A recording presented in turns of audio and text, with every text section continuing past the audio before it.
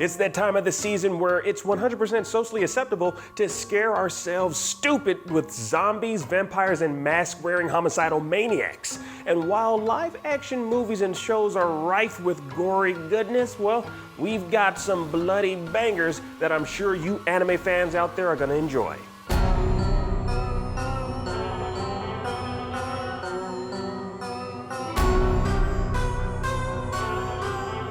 Satoshi Kon's 1997 anime film Perfect Blue isn't inherently considered a horror movie in the general sense, but more of a psychological thriller. Perfect Blue tells the story of a young J-pop star who decides to leave her music career behind to become an actress. Now, after a traumatic experience in one of her first acting roles, she slips into a state of psychosis where she's unable to distinguish between the real world and fantasy. Now, this is particularly where the horror of the anime lies, along with depictions of gore and graphic violence. At one point, a man gets stabbed in the nards, and to me, there's nothing more horrific than seeing that, let alone experiencing it. Satoshi Kon is no stranger to psychological thrillers. We've seen him explore this in his other works such as Paprika and Paranoia Agent. But there's something so terrifying seeing the main character, Mima, begin to lose her identity and her state of mind as we also see the body count stack up, including that of her harmless fish. Fish, y'all. It's crazy. Now, with the amount of blood and gore thrown around, coupled with a brilliantly crafted story, Perfect Blue is definitely an anime that'll stick with you for years to come. Another is an intriguing horror anime that will keep you glued to your screen. The protagonist is a new transfer student to an infamous school known for a mysterious death. Now, the main character finds out that his classmates are acting a little bit suspicious when it comes to that event from years ago, but finds comfort in a quiet girl with an eye patch. Now, PA Works does an amazing job, and I mean really amazing job detailing the nuances in facial expressions and body language to create tension. The story is gripping, and each episode will have you clicking next to see the events unfold. Ghost Stories. Whew, now this one, what can I say about Ghost Stories? Well, I got a ton of things to say. Ghost Stories is one of the rare anime shows I would recommend you watch the dub over the sub for the simple fact that it's funny as hell, man. It's real funny. Now, when ADV Films acquired the North American license for this one, it decided to hire a comedy writer. Shout out to Stephen Foster, and completely flipped the script. Like literally, they flipped that damn script, man. Like, just look at this scene from the sub version.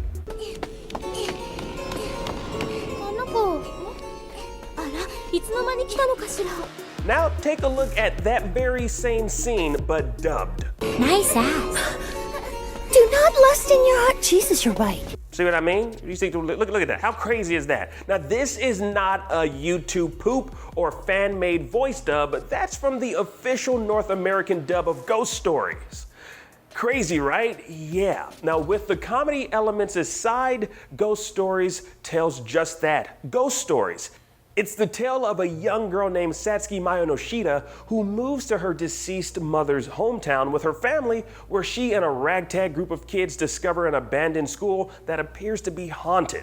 Now, it turns out these ghosts aren't just haunting the abandoned school, but the entire town. Now, fortunately for Satsuki and her friends, her new friends, her mother was the one responsible for sealing away these ghosts, and she left Satsuki a book that details how to exorcise these spooky creatures and rid them of the paranormal activity that's befallen the town.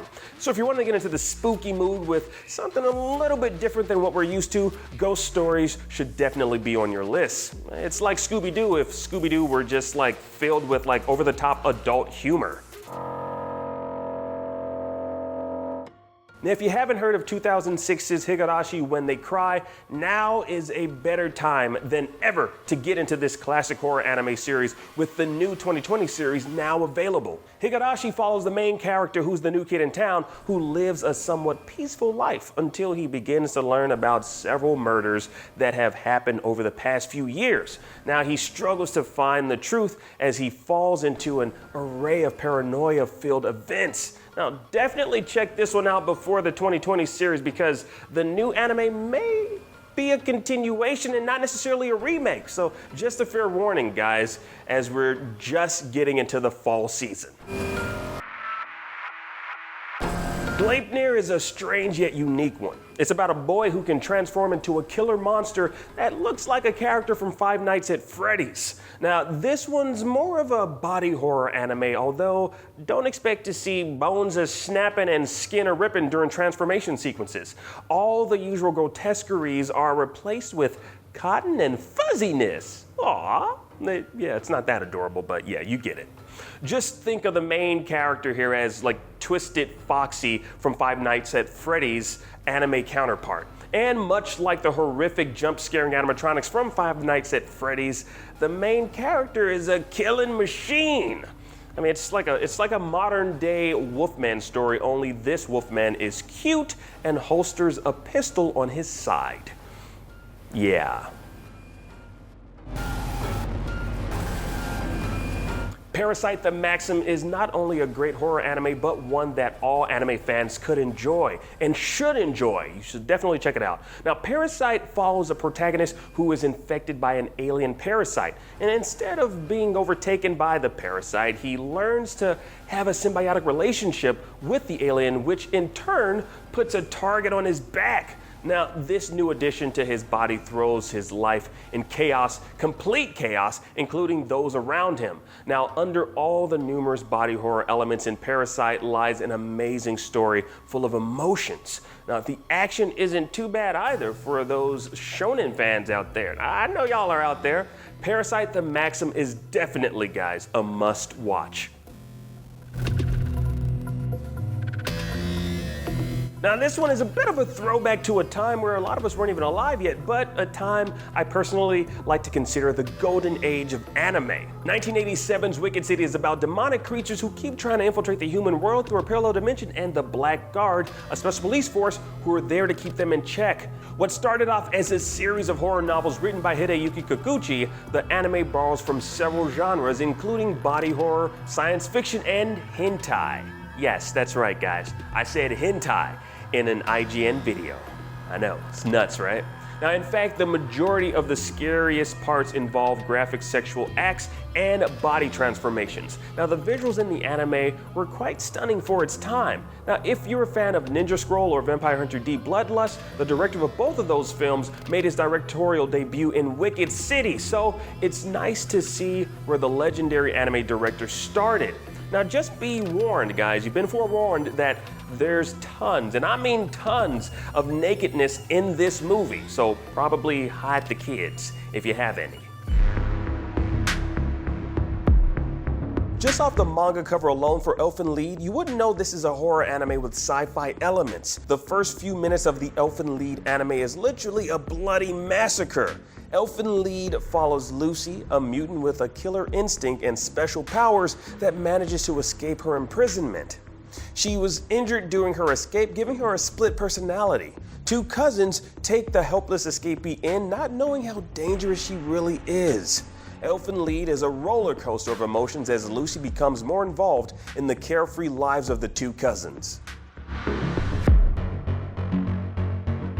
1987's Devilman The Birth is the first OVA in the Devilman series, which starts with Ryo and Akira discovering the existence of demons and the fight for survival on Earth. The film manages to pack a whole hell of a lot of gore in its 50+ minutes runtime with demonic transformations, amazingly animated body horror, and decapitations aplenty. And that's just the nightclub scene, y'all, which is nuts. Now, The Birth OVA spawned two sequels, The Demon Bird and Amon, The Apocalypse of Devilman, before fans were blessed with Netflix's modern take on the franchise with Devilman Crybaby. Now, while the animation looks a bit dated compared to Crybaby, Devilman The Birth is worth checking out if you're in the mood for some serious demonic gore. Tokyo Ghoul is yet another horror anime that all anime fans could enjoy, and I'm pretty sure you already do. Tokyo Ghoul follows protagonist Ken, who lives in a world where humans and flesh-eating ghouls exist. Through a casual attraction came a near-death experience that forces Ken into a life of being part ghoul. Now, on top of the action-packed story are some of the goriest horror scenes in anime. Studio Pierrot does an amazing job showcasing the balance between Ken's ghoul side and his humanity with captivating animations. Now, whether you're into horror or shonen anime, there's a whole hell of a lot of that in Tokyo Ghoul.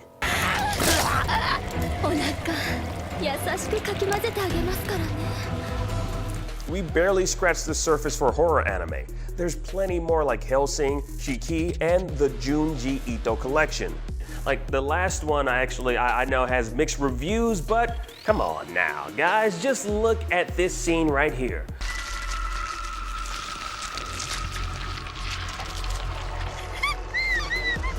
What the hell, man? At least close your mouth, girl. Damn. Now that's more frightening than any bloody scene I've ever seen. Teenage acne is the stuff of nightmares, and I'm pretty sure we all can agree. What are some of your favorite horror anime picks? Sound off in the comment section down below and let us know what you think of ours. And for more horribly horrific content, click that video. I don't know where they're gonna put it on the screen, but it's somewhere here. And for everything else, guys, keep it locked right here on IGN.